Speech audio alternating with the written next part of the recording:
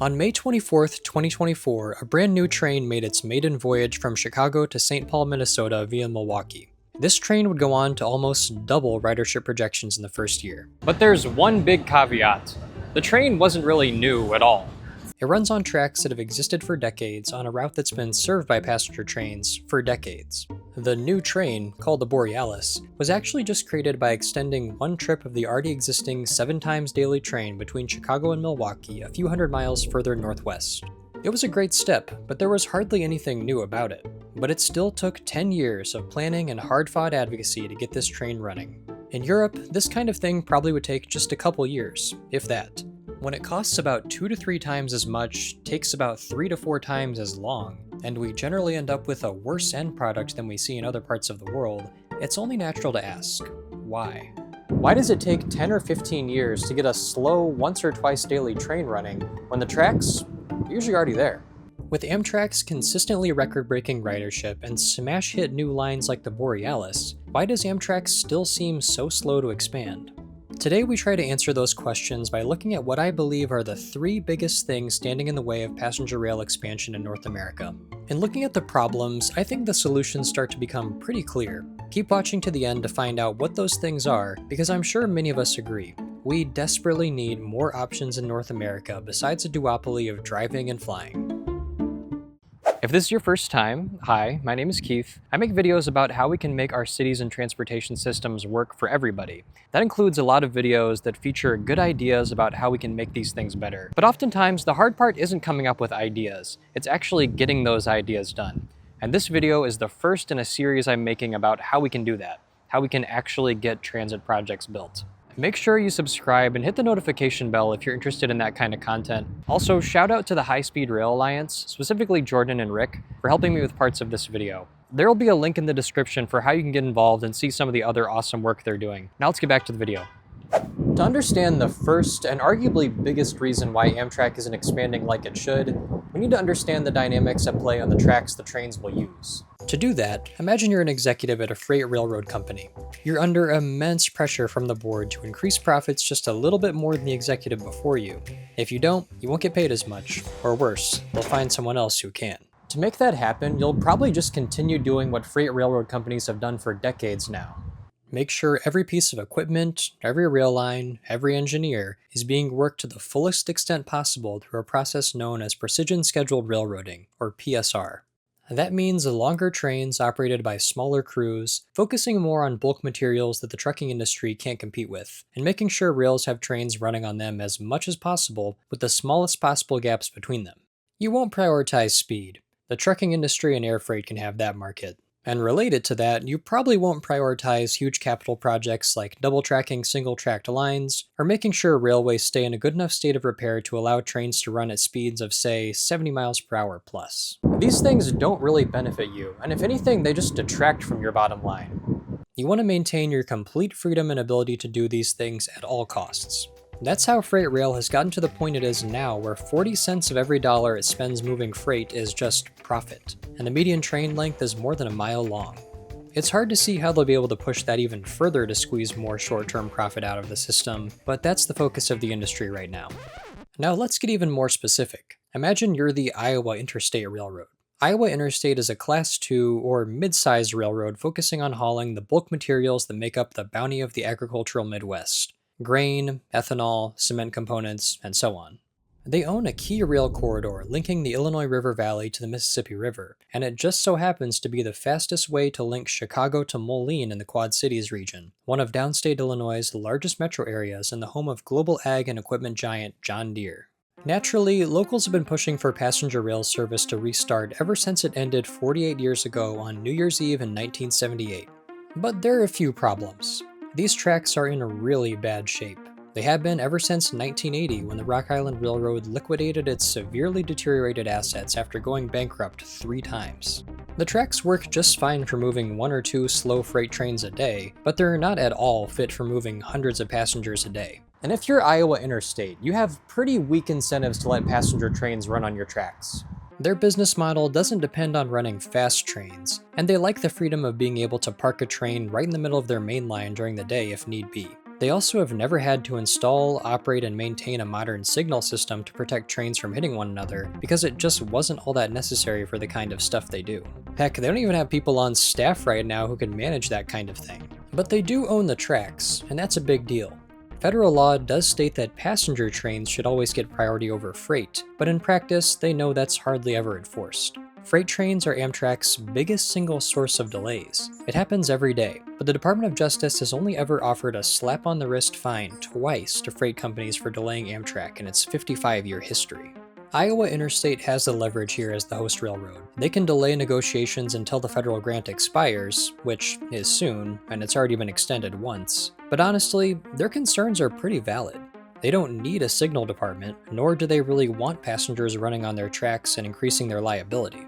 But the fact remains that the public needs this route, and the law says it's Iowa Interstate's duty to let Amtrak step in and run it. The Chicago to Quad Cities route has been officially in the works since 2008, but it's been talked about since even a decade or so before that.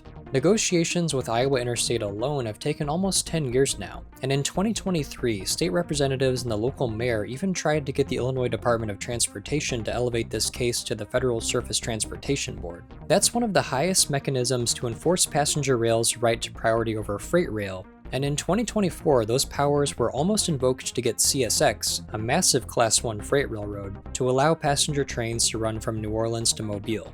At this point, the Quad Cities train would only add 4 trains, 2 each way per day, to the tracks operated by BNSF and Iowa Interstate, but it's been an insanely heavy lift. It's supposed to cost around $750 million to get the infrastructure ready for trains, with the big ticket items being track upgrades so trains can get up to speed to hopefully make this just a 2.5-hour trip, the installation of a modern signal system, the addition of some passing sidings, and a new junction from the BNSF railway to the Iowa Interstate around the village of Wyanett. All things considered, not a terribly complex project, but it's become a poster child for why it's so hard to get new passenger rail routes started in the US, even when the project has funding and support from both sides of the political spectrum.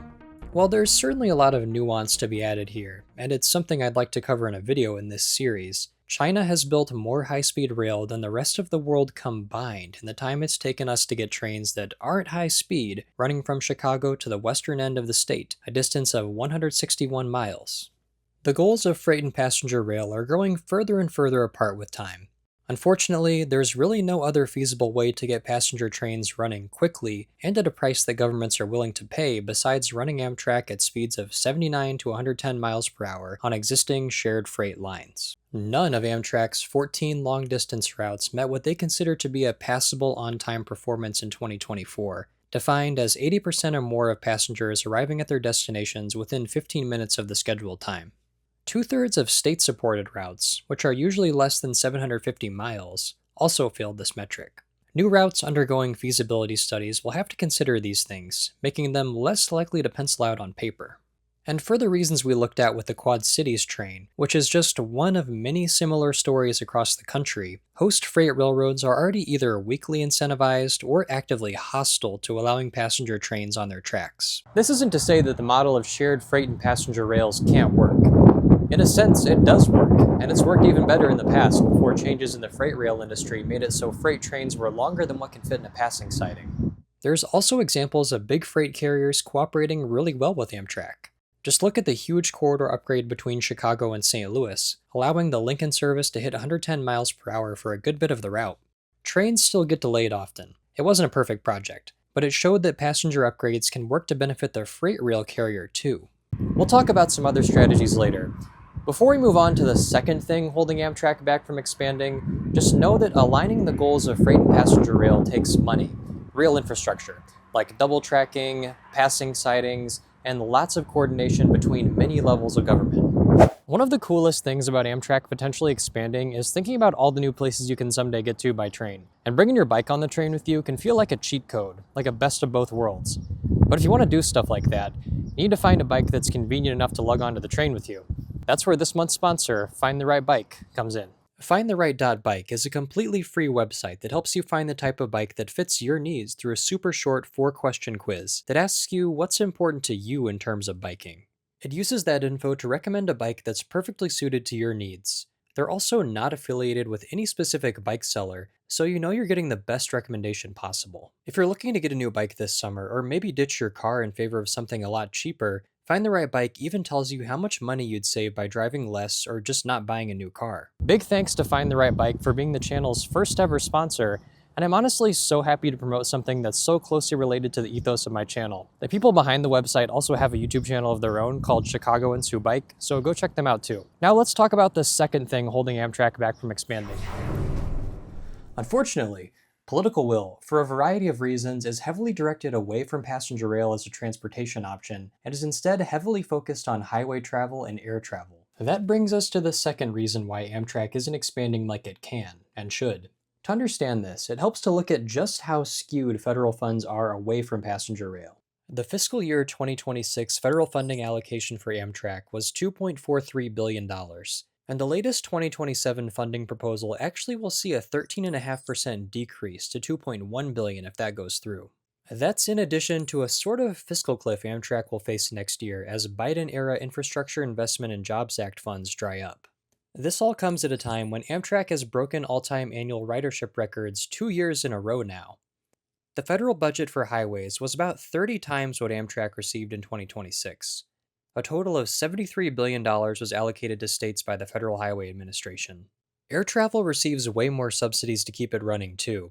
$23.3 billion for the FAA, $4 billion to support the Airport Improvement Program, $688 million for the Essential Air Service Program, and another $1 billion for the Airport Terminal Program. Altogether, that's about 12 times what Amtrak receives. I'm not here to argue that these numbers should all be the same, but it's clear that passenger rail receives orders of magnitude less federal subsidy than other forms of transportation. It seems to be a pretty mainstream opinion that Amtrak is getting a handout it doesn't deserve, but for some reason the same fervor isn't directed to the fact that air travel and the entire auto industry also couldn't survive without receiving the categorically larger subsidies they receive.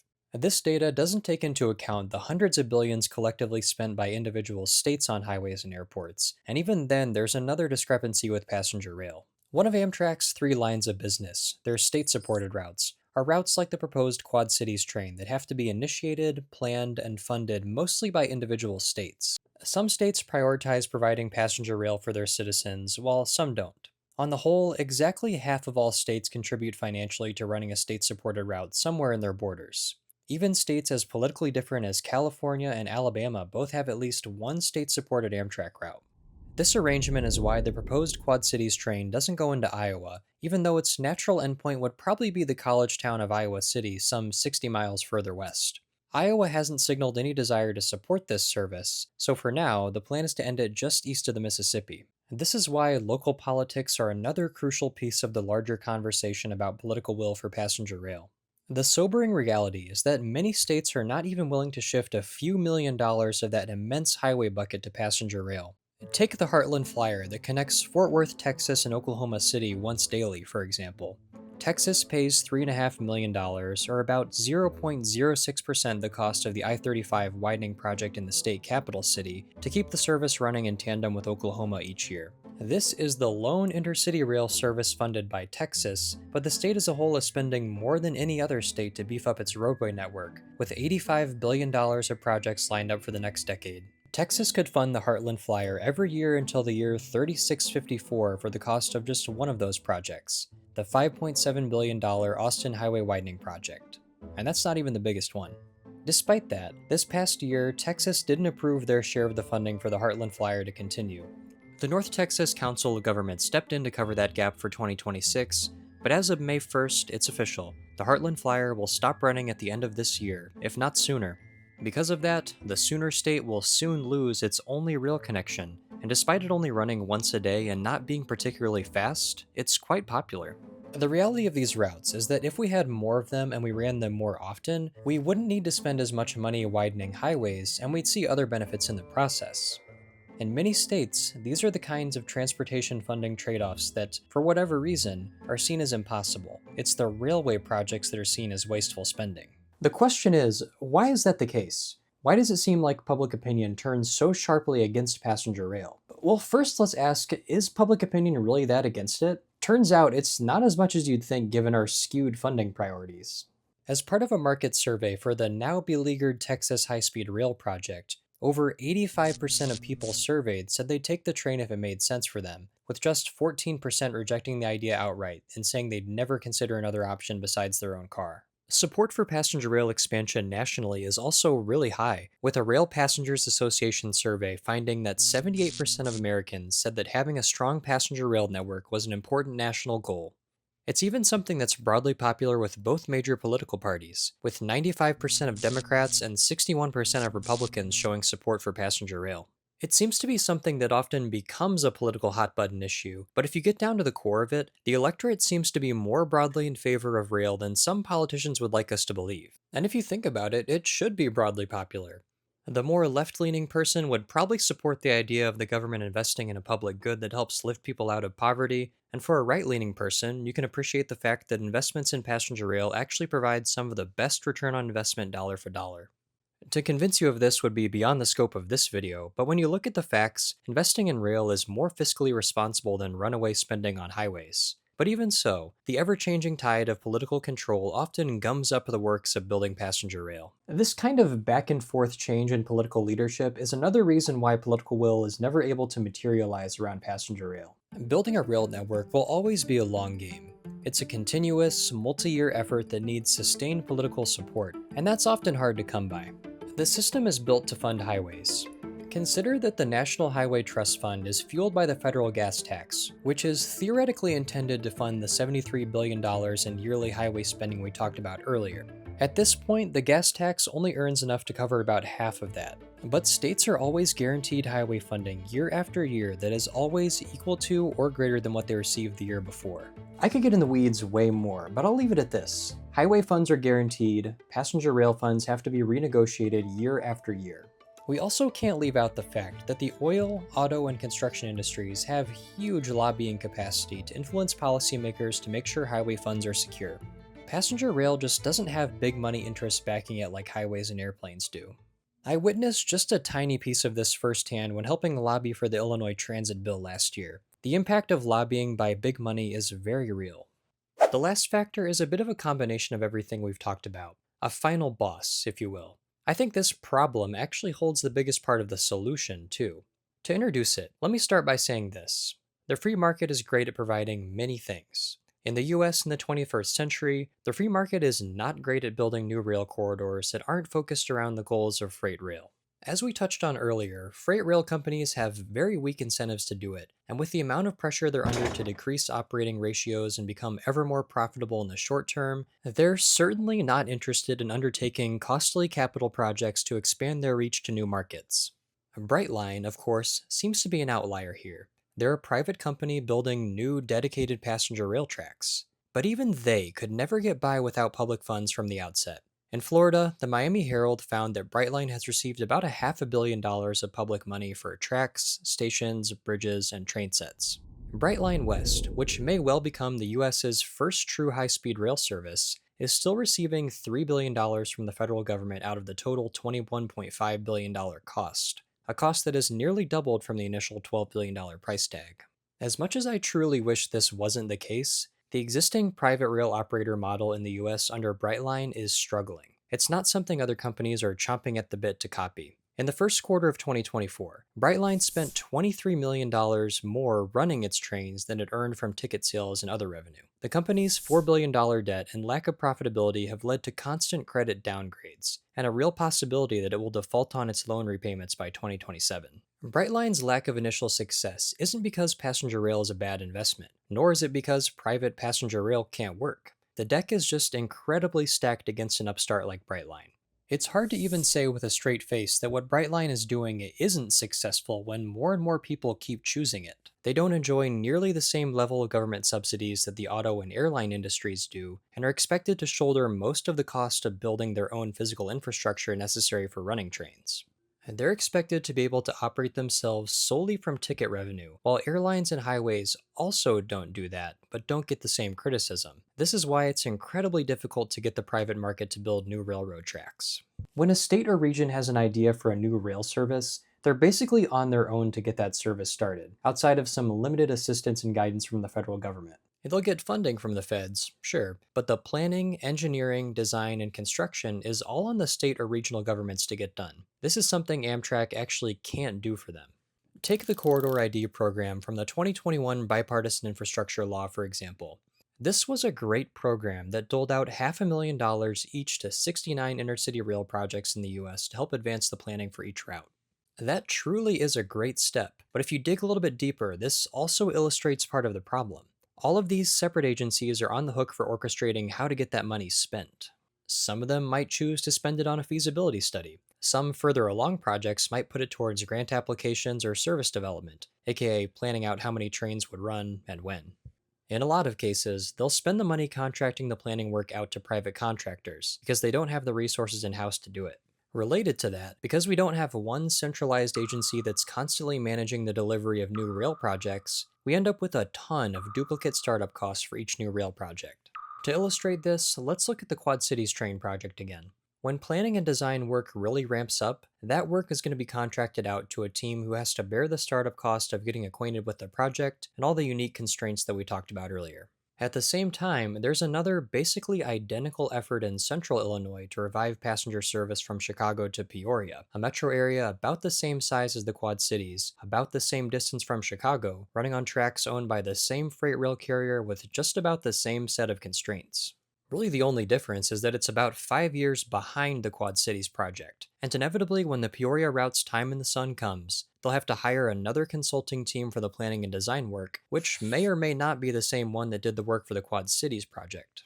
This new team will have to basically double back on the work the prior team did and bear the same startup cost that the government already paid for with the first team. Situations like this, where Amtrak and state planning agencies are basically limping along with no team to do this kind of planning work in-house, is a big reason why US rail transit projects cost about 2 to 3 times as much as they do in Europe, according to extensive research from the New York University's Transit Cost Project. Contracting work out to the private industry is often seen as a way to make things more efficient, but that's not always the case. It's a big reason why US rail transit projects come in over budget, behind schedule, and they often feel incomplete, like something's missing or just not the most well thought out. If we want to actually get transit built, especially at a nationwide scale, it makes sense to take a page from the playbook of countries that are actually getting it done. Spain has a single government-owned entity called the Administrador de Infraestructuras Ferroviarias, or ADIF, that basically does what I described as missing from the 2 rail projects in Illinois. A team of planners and engineers that stays on staff from project to project, building expertise and institutional knowledge and lowering startup costs, and the remarkable duplication of effort we have going on here in the US. The important caveat here is that if we want to do that, we have to seriously fund Amtrak. And by that I mean Amtrak funding has to be predictable, just like highway funding is. In order for the state capacity model to work, there has to be a consistent pipeline of rail projects to keep staff busy. Depending on how you look at it, you might see the general malaise of Amtrak as either a reason the government shouldn't be in charge of something like passenger rail, or an example of the government not properly funding a public service so it has an actual shot at success. Basically, too much government involvement or not enough. I'd personally argue that it's the second one. Amtrak can't expand or run itself efficiently because of a lot of factors outside of its control. Factors that are made worse by its lack of funding, staffing, equipment shortages, and a lack of actual priority on the rails it runs on. In addition to building up state capacity to plan, design, and engineer projects, states ought to strategically buy sections of track from freight rail operators. Just look at what Virginia did. The state, through the Virginia Passenger Rail Authority, has been strategically buying up a lot of trackage from CSX and Norfolk Southern. This makes a ton of sense on tracks that are still owned by freight rail, but they don't see a ton of freight trains anymore. The state gains a controlling stake in dispatching trains on their lines, and they control track maintenance and future expansions. That helps alleviate a lot of the issues we talked about where the goals of freight and passenger rail are more and more misaligned. All of this, obviously, takes money. A lot of money. And Amtrak barely has enough rail cars to run their current service right now, so could they really even expand? And the skeptic right now is probably asking, is expanding passenger rail even worth it? And to that I would respond, do you really even have to ask that right now? It seems laughably obvious that the transportation system of the US is pretty broken. For the vast majority of trips, we have 2 options, drive or fly. For longer trips, unless you're a Midwest family on summer vacation who doesn't mind quick 30-hour drives, the airline industry has a monopoly over your travel options.